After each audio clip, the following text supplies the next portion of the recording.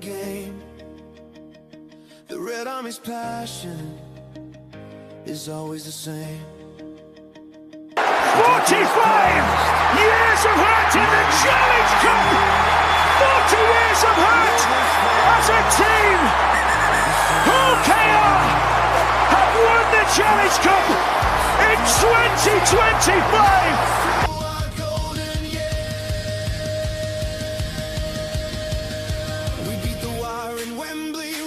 Tom Davies, try help ease the pain. We topped the league, we would not fall. The mighty Robins above them all. An Old Trafford clash with Wigan's might. We burned the sky with red that night. 24-6, the game was done. History made. Oh, it's an interception, and it's the boy from Wigan that will win it from Hawkins to Rovers. And Superman guy from Joe Burgess. A Superman performance from Hawkins to Rovers. They win the treble. They win a grand final. Red and white, we do believe a grand final win to complete the three. The greatest year in Rovers history. In the second episode of 2026, we break down the Robins' only pre-season friendly outing as the Robins fell to a strong Wakefield Trinity side. We analyse what the result means and, of course, what it doesn't. As preparations for the new season continue, we take a step back in time as we shine a light on a player who featured in the club's famous 1964 Challenge Cup final. And as always, it's over to you during question time, where we answer all your burning questions, which includes, is February 2026 shaping up to be the greatest month ever to be a Hull Kingston Rovers supporter? And don't forget, Budget Tyres Centre, of course, the only tyre car specialist who are trusted by the players, club officials and supporters, are backing the Robin Pod in 2026 again. So make sure you check them out. Steve Till and Scott Solway are joining me on the Robin Pod again. Scott, you heard the introduction. Great memories. I started last season with last episode with Bazza Kingston, and I asked him the question: has it sunk in yet? The treble winning side of 2025? Is it still? I don't know. What's it feel like? Because we're on the eve of a new season almost, and but so much has gone before us, hasn't it? So much to enjoy. I don't know if it has sunk in yet. That sounds crazy, doesn't it? On the brink of a new season, but I still can't believe that we're treble winners and we're the best team in England, in Europe, and potentially in the next few weeks the world champions. It just really hasn't sunk in yet. It's a really funny one. We know it's happened, and we know I can't tell how many times I've watched the Challenge Cup final, the grand final back since the end of last season. Watch them all the time. Even if I just forward it to the tries and the moments and the trophy lifts, I watch it nearly every day, I think, at some point. But in regards to it sinking in, I just don't think it's sunk in yet. And it's just a major achievement, wasn't it? Wasn't it brilliant? Fantastic. Yeah, and Steve, I'll come to you shortly in a second. And what I wanted to touch on as well, Scott, is because we are still living in the present in terms of what's next. So yeah. I think sometimes like the legend grows stronger the older it gets, but at the moment we are still living in the current in terms of what this side can go on to achieve. And I think this will be last season will be one of them. Hey, look, who knows what's going to happen this season? But last season it'll be one of them times where it probably take 10, 15 years for you to look back and really appreciate the gravitas of what happened and what occurred and the way they did it and the emotion of the Challenge Cup victory, the ugliness of the League Leaders Shield in terms of that last game against Warrington, and then the joy of the grand final against Wigan and the just sheer outpour of emotion. But yeah, I do think it'll take a good few years for people to really appreciate and understand and be able to enjoy what we did. Like, we enjoyed it in the pure ecstasy of the time, but there's a nice fulfilling time, isn't there, where you sort of look back and go, yeah, we were a good team that time. Yeah. And there'll be a time when you can turn around and say, I was there. I witnessed all three trophies being lifted by our team. And I think it can. It's not instant. I think you can, there's like a delay of euphoria as well. And then one day it might just hit you and you're like, we were treble winners. And we might be treble winners again. Who knows? This year, next year, 2028, who knows? We might be treble winners again. But that first one and getting the monkey off the back, so to speak, you're just living in the moment, aren't you? Still, and I don't care whether we live off it forever. I will. I don't care. It's a fantastic moment. Yeah, and I tell you what, Steve. I mean, obviously, you look at all the triumphs in the past, and every triumph is significant for its own reasons, isn't it? This 2025 season, such a roller coaster, wasn't it? But I think what for a lot of Rover supporters, what they really enjoyed the most is that actually it wasn't luck. It was deserved. It was just we was the best team. Yeah, and if you go around the country, you get the odd Wigan fan saying it was a softer season last season. You get that lot from down the road saying, "Oh, it wasn't as strong a season." Well, it might not have been, but this season, coming with the new rules, the new ruck rules, I think will be even better because we're ready for them. I'm not sure a lot of teams are ready for them, but just going back, I'll go back to 77 when we won the Floodlit Cup. Winning that Floodlit Cup opened the floodgates for that era.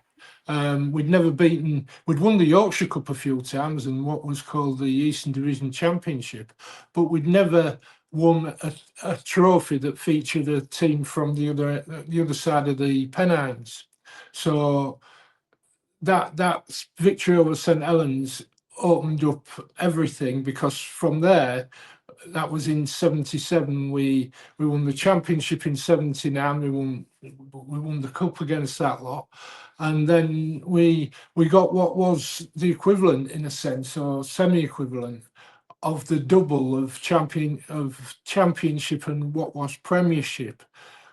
So from about 77 to 86, we won trophies or got to Wembley, and so this what happened last season that could kickstart things for another 5 years, I reckon. Yeah, and Scott, that's what's really exciting, isn't it, about when you hear some of the snippets that are coming out of the club from Paul Lakin and Willie Peters and even the players. They're hungry now. We saw it last season. They got the Challenge Cup. That was a massive, massive result when you look at the grand scheme of things in terms of last season, in terms of getting that first trophy. And now they've got the treble.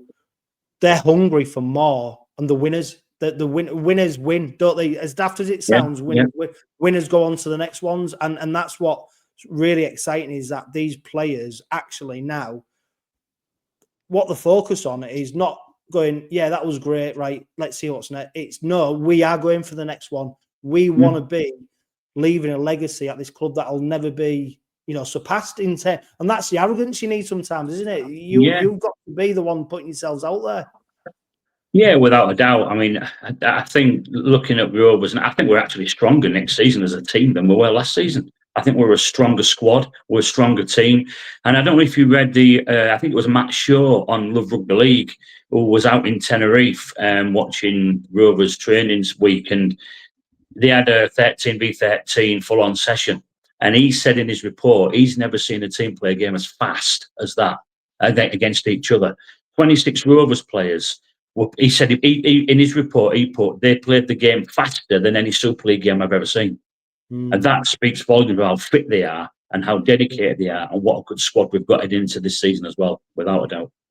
Yeah, and Steve, I mean, the Robins pre-season now is famous, isn't it? I mean, me and Baz spoke about it on the last Robin pod.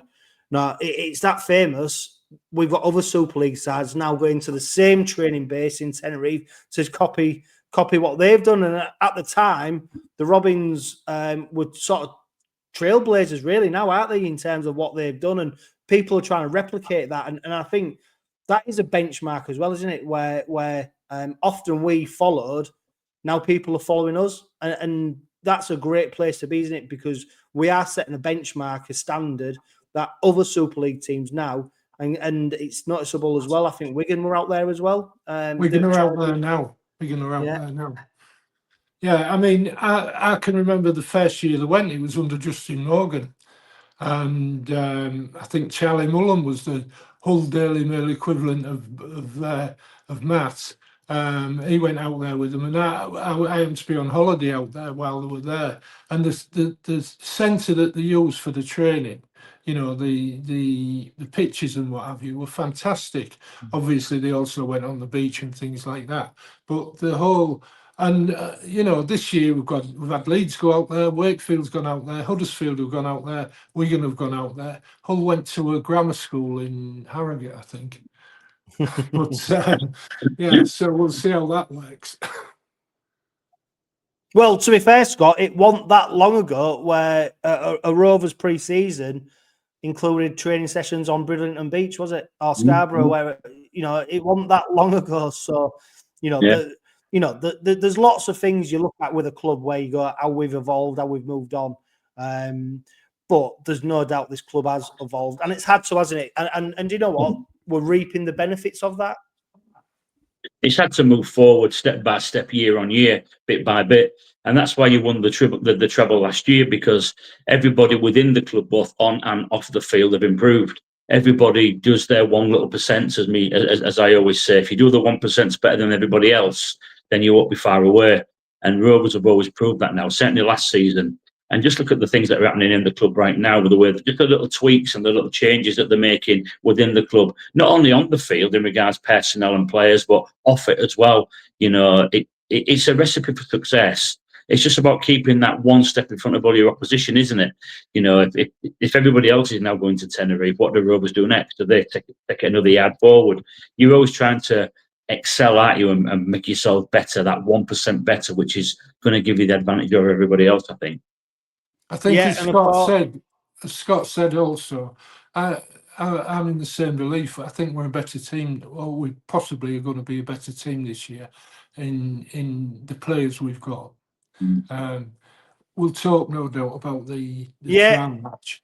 Well, I'll tell you what, we'll come on to that. The Wakefield game, of course, the Robins' only pre-season fixture this year.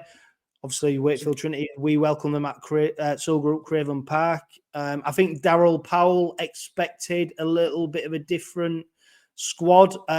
Willie Peters post-game did say, didn't he, that, you know, when they arranged this fixture, they didn't necessarily know that they'd be in the World Cup Challenge, and they didn't know where they'd be. So the squad that Rovers put out, Scott, was, you know, pretty much vastly different to the Wakefield squad. That said, it did give an opportunity for players, Scott, who have been in Tenerife and been in pre-season, to put themselves forward and get themselves under the eyes of Willie Peter and go, actually, you know, when it comes to it, you can rely on me. So, you know, pre-season friendlies, they're not great. I don't know what your views are, Scott. They're not necessarily ones that you necessarily enjoy, but I do think they serve a purpose for certain individuals in terms of their ability to put themselves forward, to be in the reckoning. And although the squad that was out there, Scott, it was a good opportunity for some players. Well, it put everybody in on the pitch and put them in front of Willie Peters' eyes, didn't it? To say, you know, you want to stick your hand up and, you know, offer yourself an opportunity to be part of the first team on a more regular basis. If we're being realistic, all those players that started against Wakefield are probably reserves and academy players. And there might be one or two that'll be knocking on the first team door, but predominantly most of those players are going to be playing back up to, you know, the rest of the first team squad. But I thought there were some good performances out there, especially, you know, in the forwards. I would say, you know, because Wakefield's pack, certainly first half, was a lot bigger than our lads. You know, it was men against boys at times, but I thought all the lads stood up really, really well, and they put a great shift in. And I think Wakefield scored off a kick, didn't they? And I think they scored 4 times on the last tackle of the set. And when they did score, we piggybacked to Muckfield with a penalty and a 6 again. So there were, you know, elements of, you know, a little bit of help getting Wakefield down the pitch as well. And then it was a bit difficult defending our line at times against bigger blokes and faster blokes. But I thought all the lads stood up really, really well. And you mean if you're going to play all those players as a team and a squad, that's never going to happen. But if you need one or two of those lads to come into the first team at some point due to injuries and suspension or whatever, there's a few lads who certainly stuck their hand up. I thought Harvey Horn carried really well out the back. There were some really good individual performances from a lot of the players on Sunday. Yeah, and I suppose I was going to say, Steve, Scott just hit on the point which I was going to make to you as well, Steve, is that these players, Declan Murphy, Noah Booth, Louis Gorman, Harvey Horn, Jack Broadbent, Jack Charles, Bill Leyland, Kobe Wainhouse, Discount, Carl Lawton, Frankie Dearlove, Tommy White. Right, what they're doing is, if we're realistic, Willie Peters has got his 13. He knows who's playing. But what he wants to know is, who's my next one? So when I don't know, Oliver Gildart goes out, when Dean Adley goes out, who's the next one who I can guarantee, who I can rely on, who's going to come into that side? And this is the chance for some of these fringe players to go, well, I'm the next one. And because as well, don't forget as well, Steve, we saw a player like Jack Broadbent. He came into the side last season, did absolutely brilliantly. But as soon as Oliver Gildart came back into the side, Broadbent was sort of put to the side, but Willie Peters knows he's got a player he can rely on when he needs it. And I think this was what the opportunities for them players to do, is to say, no, I should be the next player if so-and-so gets injured. Yeah. Two people stand out for me as being the next cabs on the rank. I thought Jack Charles had a good game. I thought he had a very good game. He's kicking. He looked quite calm, didn't he? He was calm. Yeah, he was relaxed. Yeah. What people don't remember is he's 19. And he had a really good game. But I think for me, the Rovers player of the game was Bill Leyland. I think he's, I've literally got that asterisk next on my little notes here. Yeah.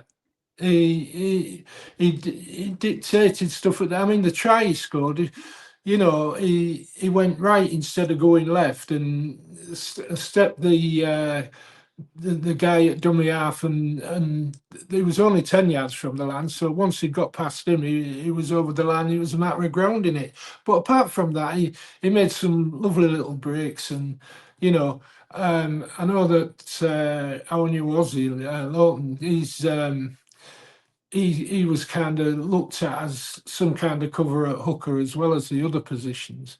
But Bill Leyland put his marker down straight away last week. I think we'll be seeing a lot of him. We'll be seeing. Well, do you know what, Steve? I don't know, because I'll say to you, Scott, Bill Leyland's got a problem, hasn't he? Because obviously, when we spoke on the last Robin pod, we said about Jez Litton, we expect him to be doing 60 to possibly 80 minutes. Lawton then covers off the bench in terms of the second row, being able to play at hooker. Leyland only plays one position. Yeah. So you won't want him playing. You won't want him playing against you. You won't want to let him go. Steve, I totally agree. I want to see more of Bill Leyland. But when I look at how Willie Peters picks the squad and how he picks to play, and also the fact that Lawton has come in, I find it very hard to see where he gets into the squad on a match day, because there's obviously players who have come in, and it is a shame, because I agree. I thought Bill Leyland was one of the best players, if not the best Rovers player on the pitch against Wakefield. But Scott, it's where do we go with it? Because does he need to go out on loan? Where do we keep him? What do we do with him? I think with Willie, what we've learnt last season, that he likes a bit of utility on the bench, doesn't he? He likes players who can play 2 or 3 positions if need be. Certainly in the forwards, he wants players who can play prop, who can play second row, who can fill in even at centre if need be. Like Batchelor and Reece Martin did on a number of occasions last season. So you're right. As much as I agree, I think Bill Leyland had a great game on Sunday. He's only a hooker. And he's never going to play as another forward. He's not going to play loose forward. He's not going to play second row.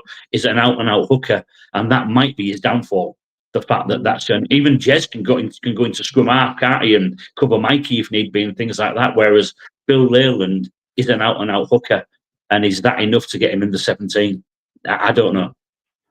I thought if they were going, once Lawton was multed and coming across, I thought Rovers might offer Leyland to London again, Mm. you know, but they've got Oka now, haven't they? So There was yeah, rumours about him going out on loan for a season, weren't there? A few rumours here yeah. and there that you picked up on social media, but Can I pick up on another lad who I thought had a really good game, and it was a better game after he switched positions, because I thought the partnership of Sambo and Both. was Buld, yeah. I thought it didn't work as centre and winger until the swap positions, and Sambo went centre, Baldy went on the wing, and it was a bit like Petter Hickel when he came as fullback and ended up in the centre. You know, they found the true positions towards the end of the game last week. I thought no, Buld was a little bit fish out of water at centre. I thought he was following one of the things that I watched about Broadbent. Broadbent jumped the line a couple of times, which led to Wakefield's tries, and both followed him. You know, they were playing alongside each other, and when Broadbent jumped the line, it kind of left both floundering in the centre. But once they sorted that out, and once both went back on the wing, and I thought Sambo had a hell of a game. He made one mistake early on, but after that, you know, I'm thinking, why have we let him go to Widnes? The it only caused thing us a is, lot of I'd say, problems when he played for Oldham, didn't he, in the Cup last year? Yeah. It caused us a lot of problems. I think that's how we signed him, because he had Yeah. such a good game for Oldham in the Cup last year. He ran us ragged in the centre. I think he was left centre that day, and he had a hell of a game. Really good game. yeah. The only thing is, I will say is, I think with ball in hand, obviously he's got great power, he's got great athleticism. I do think he got caught out a little bit when he was exposed in defence. And don't get me wrong, that's not necessarily down to him, like you said, Steve. When players rush out, it exposes the players to the left and right of them. I do think Sam he tucks in a little bit too much sometimes. And look, there's a rawness, isn't there? It's really interesting the fact that he's been able to go to Widnes without a recall. So Yeah. you know, Rovers are looking at him for maybe this season or next season. Well, yeah, potentially not even next season. So they're looking at him. But we've seen Rovers sign, let's be honest, players similar, and then they let him go after a couple of years. And there's no, you know, nothing's really happened with him. And going back to Bill Leyland, I'd be really sad to see that happen, because I do think, just looking at the, do you know what I like about Leyland? He's got a little bit of a swagger. Maybe, you know, he's got a little bit of like, I love the way he picked the ball up one-handed. He was going for Confident. confident, and I do really worry that he might be one that slips the net. You know, who knows? Look, we don't know what goes on behind the scenes in terms of the grand plan, and we also, you know, opposition teams might come in for him, but I do think Bill Leyland's got a real potential. Don't forget, he's the young player of the year as well. Yeah. So you know, it's signed for the duration, you know. So can I just mention, you mentioned him earlier, Scott, Harvey Home. I thought he had a hell of a game on the wing. Superb on the wing. Yeah. Brought the ball out, and I just wonder about his size. That's you know. But apart from that, you could see he's got a bit of pedigree in the game. I think. I mean, I was going to say, and then Scott, I'll come into you. There was a big statement made when Harvey Horn was named was he part of the squad for the Challenge Cup final? Yeah. You know, that doesn't happen lightly, does it? No. So, and then go on, Scott. No, I was just going to say, he made yardage every time he carried the ball in against much bigger blokes than him. Yeah. You know, I agree with Steve. He maybe does lack a bit of size, but he certainly makes up with it with heart. And his leg drive is superb against bigger blokes. You know, he never lost a collision once, and he still carried the ball another 2 or 3 yards forward once he was in the collision. I thought he was superb carrying the ball out of defence, Harvey. I thought it was brilliant. Another guy who impressed with one particular run was Frankie Dearlove. Big things expected of him, I think. I think there's big things expected went from about him. 60 yards, didn't he? You know, and I think he found it's thinking to his, you know, I got the impression he's thinking to himself as he finished that run, where's the backup, you know, and what do I do next? Do you know what I mean? He would know if he was in you know, in the reserve squad, there'd be somebody with him and that. But it kind of petered out. But the break and the run was fantastic. Yeah. Well, I'll tell you what, there's another player, and people will be listening to this thinking we've bloody won. Like, you know, when you're talking about the positives, but, you know, I think that is the point, isn't it, in terms of, let's be honest, this was a group of individuals who will probably never ever play again in that same lineup. So it is about them individual performances. What I did enjoy was Declan Murphy and just his willingness to run at pace. He had a little bit of skill, a little bit of flair, but he was just so aggressive with the ball in hand and running. I do think when you look at that side, there's some rough, I don't want to say rough diamonds, but there's some real potential in there. And I'm looking forward to hopefully seeing some of these players really progress, because if they do, in 2 or 3 years' time, there's going to be some fantastic players there. And I suppose the conundrum for the Robins at the moment is, will the reserve grade be good enough for them to play in there, or do they need to ship them out to sides? Obviously, Junior Sambu, I mean, don't forget, he's only played 10 games over 2 seasons, so I can understand actually why he's maybe gone to Widnes to go, look, you need a full seat, you need 30 games in your legs to then come back to us and see what you can do. It's really hard. Sometimes players stagnate, don't they, as well, if they don't get the first team opportunity. You know, you look at the backups there, Scott. When you look at the side, Declan Murphy, he was featuring for Salford in Super League. Noah Booth, I mean, came onto the scene at the Robins, didn't he? And unexpectedly ended up featuring in a number of games.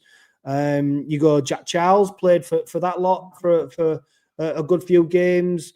Then you look at Frankie Dearlove, of course, who's big things expect. Tom Whitehead, you know, don't forget, you know, massive raps from Elite Minchella about how he's been performing and stuff in pre-season. And a really interesting one was Jalen Hodgson, wasn't it? You know, obviously nephew of the great Josh, and his brother Bailey featuring for Lee last season. He signed for Gould last season.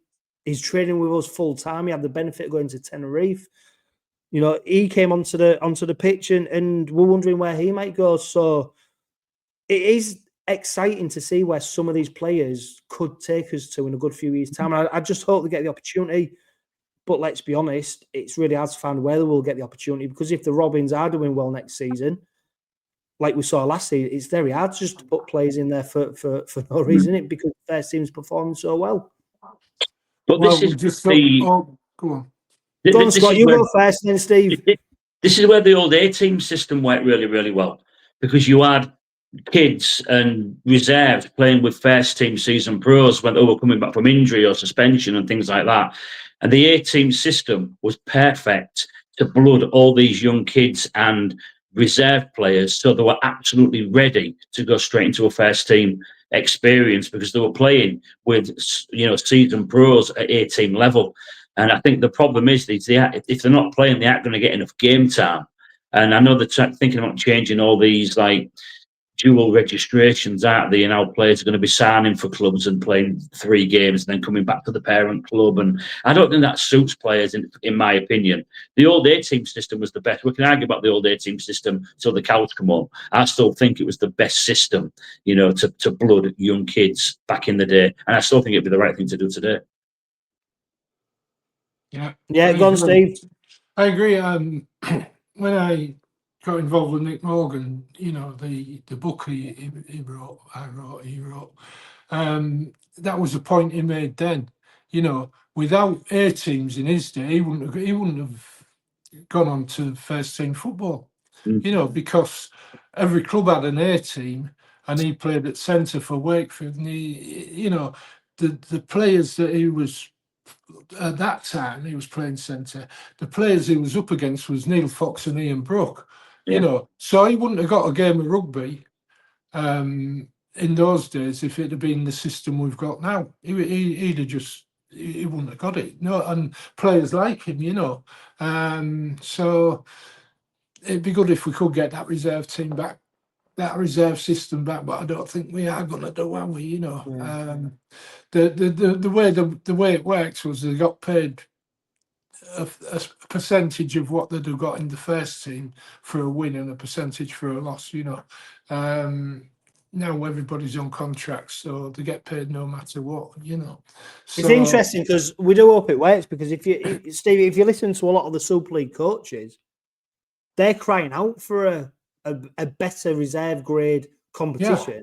But they've got to take responsibility for that as well, in terms of the players that they make available to them play in that reserve competition, because some head coaches do sort of keep players away from it as well, let's be honest, because they don't want to risk them. So I think everybody's got to buy into it, haven't they, in terms of that reserve grade, in terms of making sure that, look, if your first team players that playing in your Super League fixture, they play in the reserve. Don't just risk them. That's right. How it used to be. That's how it was, and that's how it should be. And you could, looking at the weekend's game, that would have been a Rovers A team that was playing Wakefield. And it went the way it should go in terms of scoring. Wakefield were obviously the more senior team. They put their first team out against what ostensibly was the Rovers A team. And so why can't you do that every week? Whoever you're playing, bring an A team out. I just it puzzles me why it's not happening, because in Australia they have reserve grade, but we don't, and I don't see the financial side of it. If every player's already on a contract, there are some teams in the league that can't afford a reserve team, that can't afford the playing squad that Rovers have got, but somebody somewhere has got to sort that one out. Well, I do think it comes back to, and it was the point I was making around, in terms of the players who have the opportunity to put their hand up, and like you said, Steve, to be the next cab off the rank. Some coaches will then protect the next cab off the rank, because they know if so-and-so gets injured in the first team, they don't want to risk players potentially who'll be their replacement in the reserve grade A team as it was competition. So like you said, it's got to get that full buy-in. They do nothing. So these players stagnate, like the word was used earlier. These players stagnate in the background, and that's no good for anybody, because all players want to do is play. You hear coaches that do it in football, they do it in rugby league. We're going to rest him because he's played 3 good games, but we'll give him a rest now. Scott, you must have played as a junior, Scott. You must have played as a junior, John. All you want to do is pick a bloody rugby ball up and run with it. You don't want to be standing on the sidelines watching, thinking, well, I've got to wait for my opportunity. And then when that opportunity comes, you're really not match fit enough to take it, I think as well, it's that training to a goal, isn't it? So you train because the match is at the end of it. You train because I'm going to get something at the end of it. It must be really hard for professional players. And don't get me wrong, like some people listening and watching this might say, well, they get paid. It don't matter really. But it does psychologically, you still do want to be out on that pitch. I imagine being the 18th man must be one of the worst. One of the worst gigs on a match day. Because you do all of it, and then very rarely do you get, and also if you do get called up, it's at the last minute. It's on the back of somebody else being caught. You really, so 18th man. That must be one of the worst roles in rugby, because you just, you've got the dreams, haven't you? You've got the dream of I want to play, and you're around the team and you're hearing all the talk. You're in the meetings with the coaches. You're doing the warm up, and then you'll just be ready, just in case. And then at the end of the game, you've got to do a warm down. So when all the players are in the changing rooms, you're out back on the pitch when all the supporters are having the last pint, or everyone's wrapping up, and you're still out on the pitch now, cooling down. So it is a tough one. Right, we're going to move on. Willie Peters for England, Scott. We mentioned it again on the first Robin Pod of 2026. There's a bit of momentum building up behind him now. A few people are suggesting that he should be it. You know, I do think it's great credit to him because ultimately you only get put into these positions by what you do in your club roles. And he's an ambitious man, isn't he? Willie Peters. He loves the challenge. He's had a great experience with Australia. You know, his stock's risen. Who knows what's going to happen next season in terms of the Robins and where he might take us. You know, if you imagine if Rovers do well next year, which we all hope, pray, and really want them to do, he goes over to Australia with this England team. You know, it's a great opportunity for him, really, isn't it? When you look at it in that perspective. Yeah, I think so. I mean, I've not really looked at what, you know, since Sean Wayne left his position. I've never really looked in to see who the options are. A lot of people like to say, well, England should have an English coach. I've never been a strong believer in that. I think you employ the best man available who was available at the time. And I think Willie's certainly put himself in the window for that. And I think he fancies it as well. I think he quite fancies that he can have a go with England, and I think he can get a lot out of the players that England have got. And we saw in the 3-test series against Australia, we aren't really close to Australia, but Willie's got the skills, I think, to get us a lot closer to beating the Australians. Look, as I've always said, even when we had Burgess and Peacock and Adrian Morley and all these great players playing for England stroke Great Britain, we never beat the Aussies. You know, there was always one step ahead of us, weren't they?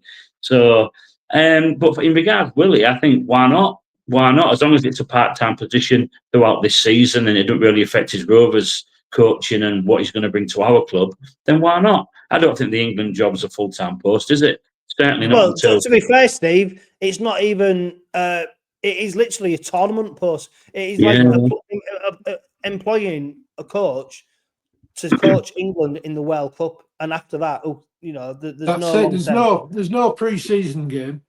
So you need a coach who can gel a team together straight away. Basically, grab a group of blokes together and try and get a tune out of them for 4 weeks. Yeah, and that's I mean, when quit, my first, and they said, oh, it's going to be a part-time position. They said that straight away. My first thoughts were they might go for Willie Peters, and I think there's 3 names being mentioned so far: Paul Rowley, Willie Peters, and Brad Arthur's thrown his hat in the ring as well. And Brad Arthur knows the time of day as well. So, you know, it's an opportunity, and I think I genuinely do believe that if it went to Willie Peters, he'd get a team put together that might just gel for the tournament. That might, you know, it won't be.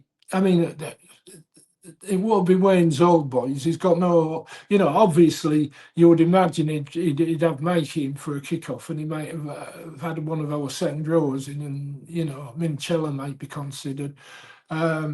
But and he knows what the Australians are going to do because he coached the Australians for the Ashes series, didn't he? Yeah. You know. So you've got to tap into every little thing you can, haven't you? Like, but ultimately, it'd be interesting. I mean, look, ultimately, Willie Peters. I mean, he needs a break. He needs an holiday. He needs to have a bit of downtime. But I'll tell you what, he's a coach who's. He's going places, isn't he? But not for not for a long time. I hope he's in East Hull for a long time, longer than he is now. Let's look at a player we've been talking about, Steve, Graham Paul.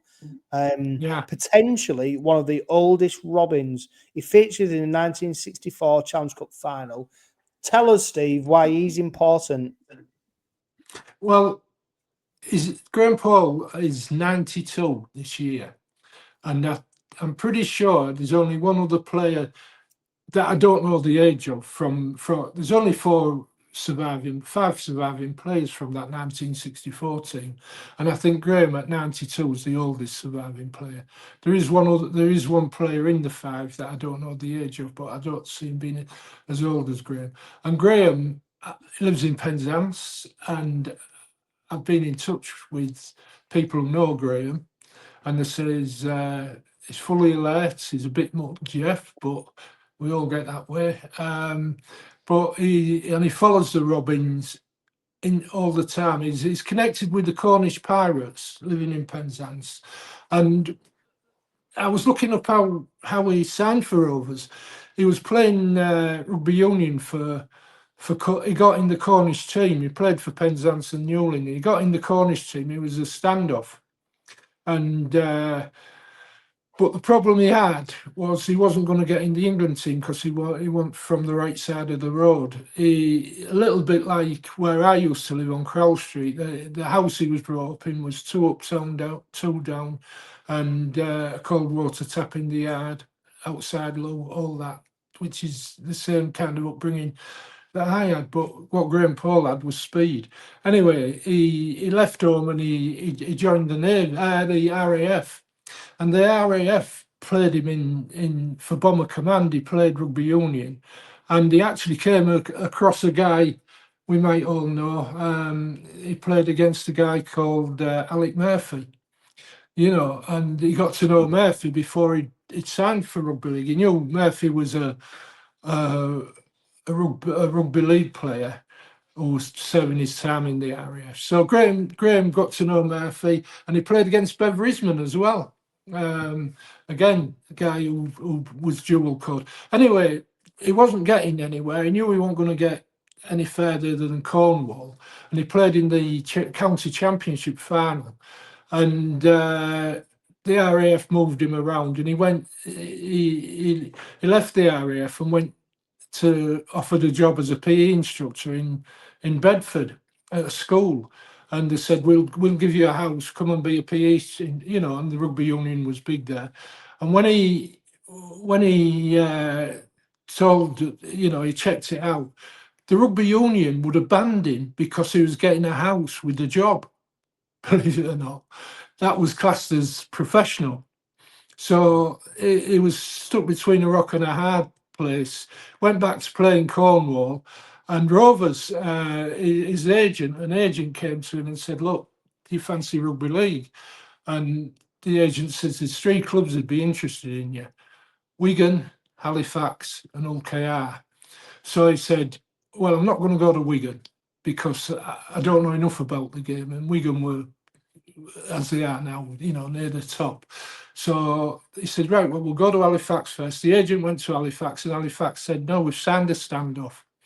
So he says, "Right, well, it'll be Hull KR then." So he came to Rovers, and he came to Rovers as a standoff. And Rovers signed a guy called Alan Burwell, a youngster who were hoping for great things for him as a standoff. So they said to Graham Paul, "Do you want to go on the wing?" So he went on the wing. And what he did was they offered him, the agent wanted to do the deal, and Graham Paul said, "No, I'll do my deal." And Rovers offered him 1,000. Graham wanted 2,000, and he signed for 1,500 quid, and he got a mortgage on that. And Rovers, they took him on, and he scored 3 tries pretty soon against Halifax, I think it was. Funnily enough, because they're the other team that were in for him. And I saw Graham Paul play in the first Rovers game I ever saw live, on my own. And he scored 5 tries against York. So I knew he was pretty good. And he went on the wing, and he played for the Rugby League President's team against France. Couldn't play county rugby, but it was so fast. They called him the Cornish Express, and there was a journalist called him that, and Eddie Waring picked up on it and kept calling him the Cornish Express. And he played at Wembley, as I say, and I believe he's the oldest surviving member of that Wembley team. And he had he loved his career at Rovers. Absolutely loved it. He talks about it now. mentioning players that I remember that you'll remember. You're not as old as me, Scott, but you'll have heard of them. Anyway, Rovers wanted him to join the coaching team. He said he had 3 lads by this time. They offered him a job. They offered him a job as a car salesman. He says, "Well, I can't drive," so he ended up getting a pub. I don't know which pub it was in Hull, but when he left I'm Rovers, sure, Steve, someone listening will remember. oh, the will the do. pub Well, I'll Graham know Pollard. by the end of the week anyway. But he was offered a coaching job, and he said he had 3 lads, and he was with his wife. Who his wife didn't watch him play rugby. She looked after the pub and everything, and she's still alive. She's 90, and he said, "No, I'm going to give my lads the upbringing I had down in Cornwall." And he went down and he took a pub called the Sportsman's Arms. And a lot of Rovers fans that went on holiday to Cornwall always looked in on Graham. And they probably would if he was still doing it. But and the banned him. Well, he'd heard from rugby union players that went back to the clubs to try and get a drink, that they'd be refused a drink in the clubhouse because they turned to rugby league.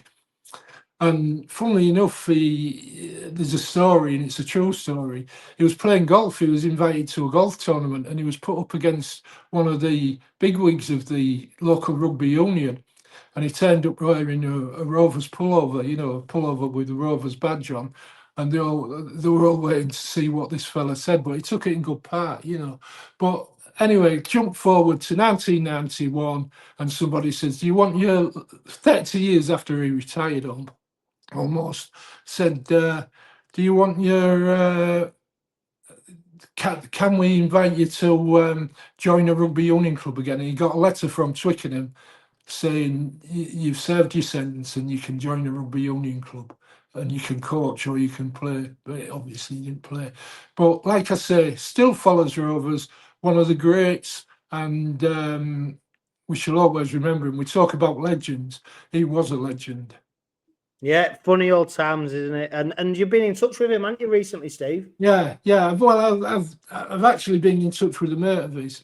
I would have liked to have seen Graham invited up to Crowden Park because, he's 92. We've only got so many breaths in our body. He's fully fit, but it'd be nice for Rovers to acknowledge that he's probably the oldest surviving player.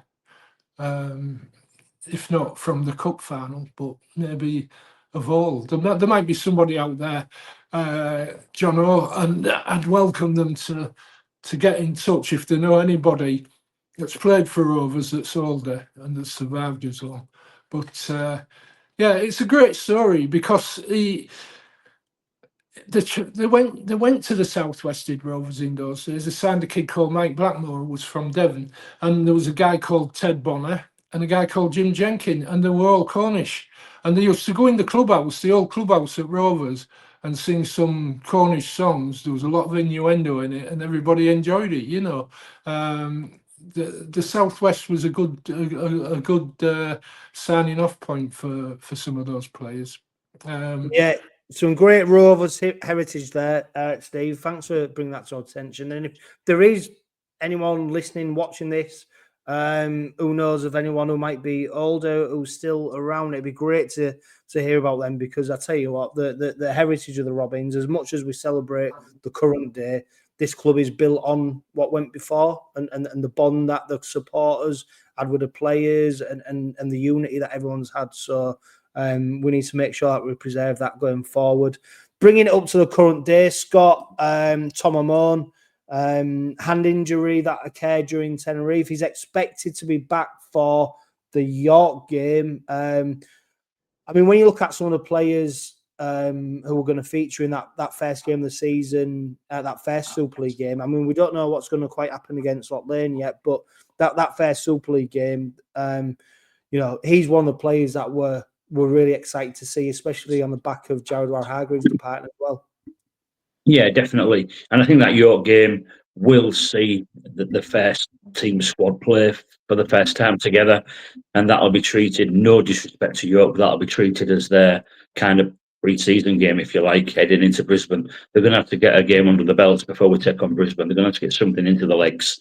I can't see many playing against Loch Lane. There might be a few players who just need to, I just maybe need a bit of game time just to bolster fitness levels and things like that. But a lot of the players I think who played on Sunday will probably play against Loch Lane as well, maybe with a sprinkling of 4, 5, 6 first teamers just to give them something into the legs. And the first team will play at York, obviously. The team that will be planning to play against Brisbane Broncos will play at York in the first game, and that'll be their first hit out, and that'll be treated as, I know it's not a pre-season game, and I don't want to dish York in any way, shape or form. I don't mean it like that, but yeah, like last season in the Challenge Cup, that will be our first sort of hit out for the first team players, and that'll set us up nicely for the Broncos game the following week, I think. Yeah, I mean, Steve, I was going to say Willie Peters has already said that actually the Loch Lane game, the players have asked. Well, the players haven't asked, but they've suggested that actually they prefer to go into that one. The senior leadership group, the first team players, said they'd rather go into that game to start their preparation for the season. It's a daunting prospects, isn't it? If you're a Loch Lane player, knowing that you're going to be coming. I was discussing that with a mate today, and then we like to handicap matches. I said, I want to handicap that one. If as sorry, Scott, but I think it's going to be the full squad against Loch Lane. Might well be. I'd be surprised if it is the full squad, but I tell you what, even if you put 80%, 75% in, it's very different to the squad that played against Wakefield. Yeah, and imagine being a Loch Lane player and you're thinking, bloody hell, they'd be honoured to play Rovers, I guess, as amateurs, But I think it's going to be a decent squad, a decent 13 against Loch Lane, and then we go into York, and because now you could even get injuries against Loch Lane. We talked earlier about pre-season games, pre-season trials. I can remember Johnny Whiteley breaking a leg against Rovers in a Hardacre Cup game, which was the first game of the season. I can remember Harry Poole getting injured against Hull, when we used to have those games. So you've got to go into them 100%, these games. You can't hang back, because if you hang back, that's when you do get injured. So I fear for Loch Lane next week, but we shall see. The magic of the cup. Yeah. Well, we know it now, don't we? We've won it. We're holders, so somebody's got to come and knock us off our perches. I don't know how the season will go. I'd be happy with one trophy. I like it in a sense to be the cup, because then that'll shut that lot up from the other side who said they won back-to-back cups and it's worth more than winning the treble. I see, by the way, talking about teams that are going to get an hammering, I've noticed that lot are trying to get a match for Brisbane to warm up against that lot. Apparently. Yeah, well, it's the closest they'll ever get to playing in the World Cup Challenge, Steve. And that will be a hammering. Yeah, right. We are going to keep on the 60-minute mark. So we've only got a couple of questions for question time, Scott. I am going to open up with this question, and this is from me. Is February 2026 shaping up to be the greatest month ever to be a Hull Kingston Rovers supporter? Could well be. Yeah, could well be. I'll qualify that because Challenge Cup, opening round of Super League, World Club Challenge, Las Vegas. Yeah. I think that's a good month. It's a good month. It's a very good month. It's even better if you win the Challenge Cup tie, you beat Brisbane, and you win in Vegas. Yeah. That's when it becomes the best month ever in the club's history. But if you only win one of three and you beat Loch Lane, but then you don't beat Brisbane and you don't beat Leeds in Vegas, then it's a little bit of a damp squib, isn't it? But it's a very important month. It's a very important 3-4 fixtures that we've got to play this month. But it's what's at stake in those fixtures, isn't it? You know, and we know that Leeds is only worth 2 points on the league ladder in Vegas, but it's the principle of where you're playing and selling the club as a global brand, you know. And then obviously the Brisbane game being beamed worldwide from our own city, from Craven Park West, you know, is absolutely superb, isn't it? You know, it really is. So, yeah, I agree. I think it becomes absolutely perfection if we can win everything. We can win the World Cup Challenge and beat Leeds as well. But if you lose one or two of those, it becomes a bit more of a damp squib, I guess. But that's all part of being successful, isn't it? And you only get to play in these games by being successful in the first place. So that's where the club's at. Yeah, Steve, I mean, you've seen, you know, many a game with the Robins, big games, important runs of games, you know. It wasn't that long ago, was it? Well, it was quite long ago, but where the Robins had been Challenge Cup finals, semi-finals, Yorkshire Cup, you know, the games that just roll off and roll off and roll off. We're sort of a little bit back at that stage now, aren't we? Where the big games just keep coming and coming and coming. And I love the Willie Peters mantra of, well, the next game's the most important. But as a supporter, you do sort of have to look forward because, well, you've got to pay for it. So you need to. So you are always one eye in the future. But, you know, what a month February is shaping up to be. Yeah, you asked earlier in the programme about, has it sunk in yet? What happened last year? Well, this is where it does sink in, because you're playing the best in the world. You know, all right, and they're not messing about. They're coming over to beat us. You know, they're not. Yeah, there's taking it very serious. You know, Very taking serious. it very, very seriously. So yeah, we've got to overcome them. But isn't it going to be great watching Rovers against players like they've got, you know, and then the excitement for Vegas. I'm not going to Vegas. The old hips keeping me away from that. you don't have to dance. You don't have to dance when you get there. No. I've got to walk and dance. But by the way, there's a lot of Australians being turned back. You know, the Australian supporters. They're putting for the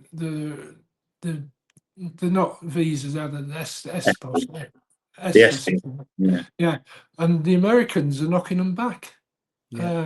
Right. Anyway, right. We've got a really quick fire. Anyway, I imagine what it's like being a Brisbane Broncos supporter, going, I can't believe we're playing Hull Kingston Rovers. So I'll just leave you with that. You know, I think it'll be their dream to come over here and play us. So let's flip it, because I tell you what, as good as it is for them, for us, it's even better for them.